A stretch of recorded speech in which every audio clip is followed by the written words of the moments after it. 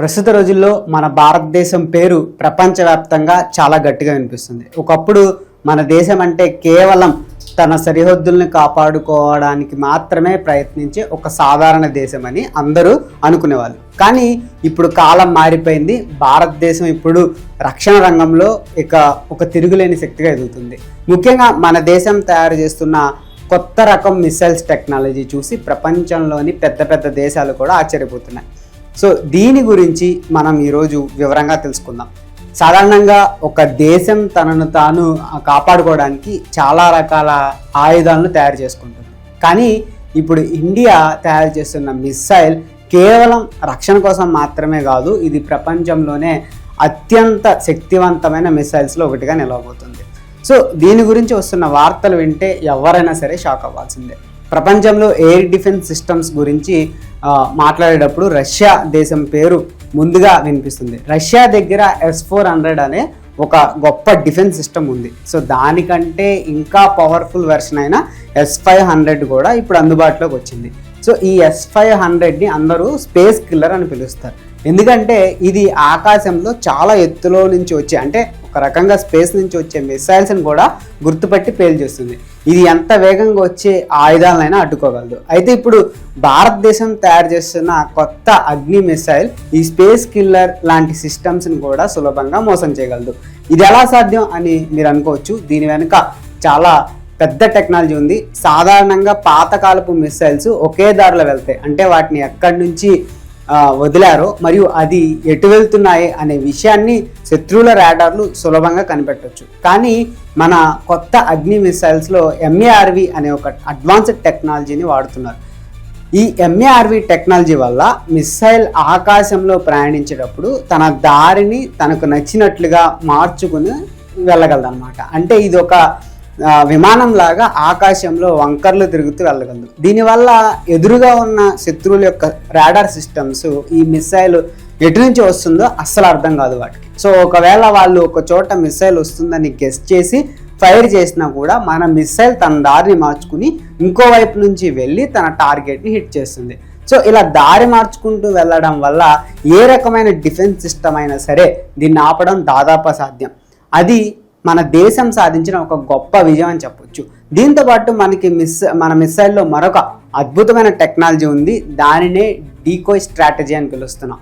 So ఇది శత్రువులను పూర్తిగా పిచ్చివాళ్ళని చేసే టెక్నాలజీ. ఇది యుద్ధం జరుగుతున్నప్పుడు మన మిసైల్ శత్రువుల ప్రాంతాలకు దగ్గరగా వెళ్ళినప్పుడు అది కేవలం ఒకే ఒక బాంబులాగా వెళ్ళదు. అది తనతో పాటు చాలా డమ్మీ మిసైల్స్ని వదులుతుంది. అంటే శత్రువుల రాడార్ స్క్రీన్ మీద ఒకేసారి వందల సంఖ్యలో మిసైల్స్ వస్తున్నట్లు కనిపిస్తాయి. కానీ అందులో నిజమైన బాంబు ఉన్న మిసైల్ కేవలం ఒకటి మాత్రమే ఉంటుంది. మిగిలినవన్నీ ఖాళీ డబ్బాలు లేదా డమ్మీ మిసైల్స్. ఇప్పుడు శత్రువుల దగ్గర ఉన్న S-400 లాంటి అడ్వాన్స్ సిస్టమ్స్ ఆ వందల మిసైల్స్లో ఏది నిజమైందో గుర్తుపట్టలేక ఆ కన్ఫ్యూజన్లో అన్ని డమ్మీ మిసైల్స్ మీద ఫైర్ చేస్తాయి.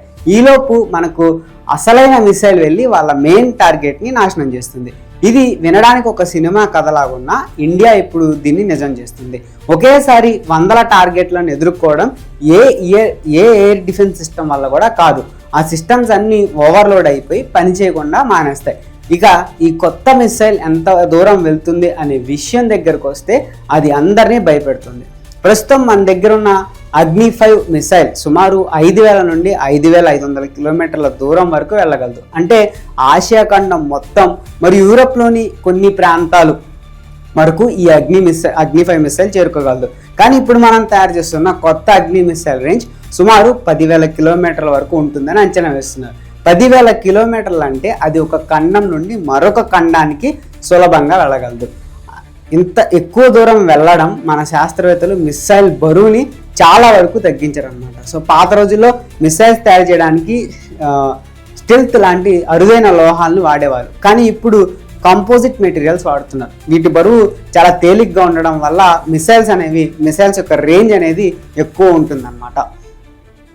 బరువు తగ్గడం వల్ల మిసైల్స్ ఇంజిన్ మీద లోడ్ అనేది కూడా తగ్గుతుంది. సో దీనివల్ల మిసైల్స్ ఎక్కువ స్పీడ్తో చాలా ఎక్కువ దూరం ప్రయాణించగలుగుతుంది. సుమారు 20% బరువు తగ్గడం వల్ల మన మిసైల్ శక్తి విపరీతంగా పెరిగింది. ఇది కేవలం దూరమే కాదు, తనతో పాటు మోసుకెళ్లే బాంబుల యొక్క సామర్థ్యాన్ని, అంటే ఈ చాలా బాంబులను మోసుకెళ్లే సామర్థ్యాన్ని కూడా కలిగి ఉంటుంది. సో అంటే తక్కువ సమయంలో ఎక్కువ నష్టాన్ని శత్రువులకి కలిగించవచ్చు. నేటి ప్రపంచంలో కేవలం భూమి మీద యుద్ధం చేస్తే సరిపోదు, ఆకాశంలో ఎవరికి ఎక్కువ పవర్ ఉంటే వాళ్ళే విజేతలుగా నిలుస్తారు. అందుకే మన దేశం ఈ స్కై డామినేషన్ మీద ఎక్కువ ఫోకస్ పెట్టింది. మన దగ్గర ఉన్న మిసైల్ టెక్నాలజీ ఇప్పుడు రష్యా మరియు అమెరికా లాంటి దేశాలతో పోటీ పడగలుగుతోంది. ఈ టెక్నాలజీ కేవలం భూమి మీద ఉండే మిసైల్స్కే పరిమితమైతే అవ్వలేదు. భవిష్యత్తులో మన సముద్ర గర్భంలో ఉండే సబ్మెరైన్స్ నుండి కూడా ఇలాంటి మిసైల్స్ని వదలడానికి ఏర్పాట్లు జరుగుతున్నాయి.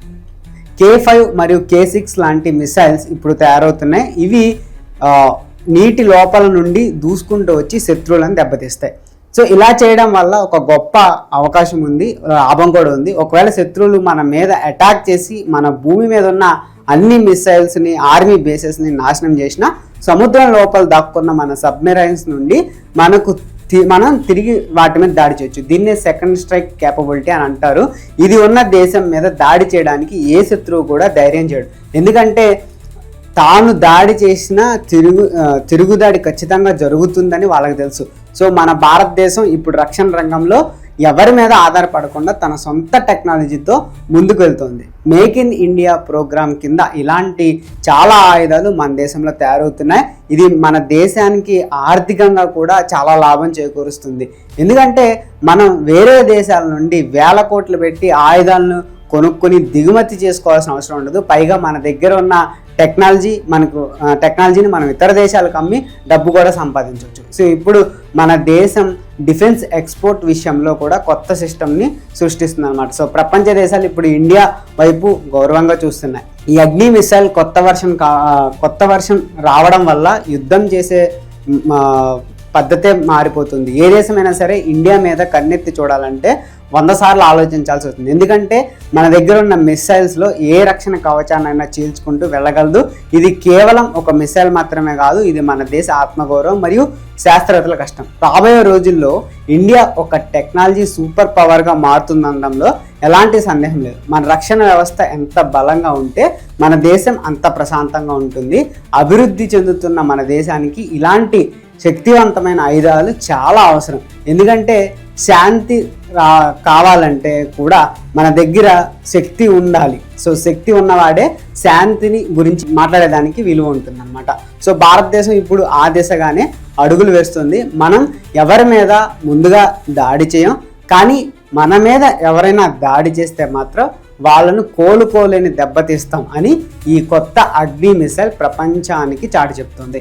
సో ఈ మిసైల్ తయారీలో వాడిన ప్రతి టెక్నాలజీ మన మేధస్సుకు నిదర్శనం. ఒకప్పుడు మనం వేరే దేశం వైపు సహాయం కోసం ఎదురు చూసేవాళ్ళం, కానీ ఇప్పుడు మనమే వేరే దేశాలకు ఆదర్శంగా నిలుస్తున్నాం, వాళ్ళకి ఆయుధాలను ఎక్స్పోర్ట్ చేస్తున్నాం. ఇదంతా చూస్తుంటే భవిష్యత్తులో ప్రపంచాన్ని నడిపించే దేశాల్లో భారతదేశం మొదటి స్థానంలో ఉంటుందని అనిపిస్తుంది. సో మన డిఫెన్స్ సెక్టార్లో వస్తున్న ఈ మార్పులు ప్రతి భారతీయుడు గర్వించదగ్గ విషయం. ఇలాంటి గొప్ప ఆయుధాలు తయారు చేస్తున్న మన శాస్త్రవేత్తలకు మరియు రక్షణ శాఖకి మనం ఎప్పుడూ రుణపడి ఉండాలి. ఈ కొత్త అగ్ని మిసైల్ సక్సెస్ అవ్వాలని మరియు మన దేశం మరింత బలోపేతం కావాలని కోరుకుందాం. Thank you.